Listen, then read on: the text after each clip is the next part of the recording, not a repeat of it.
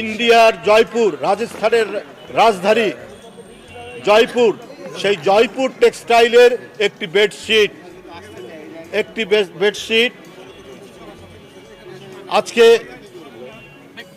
ভারতীয় যে আগ্রাসন, সেই আগ্রাসনের প্রতিবাদে আমরা এই বেডশিট আমরা এখানে নিক্ষেপ করছি।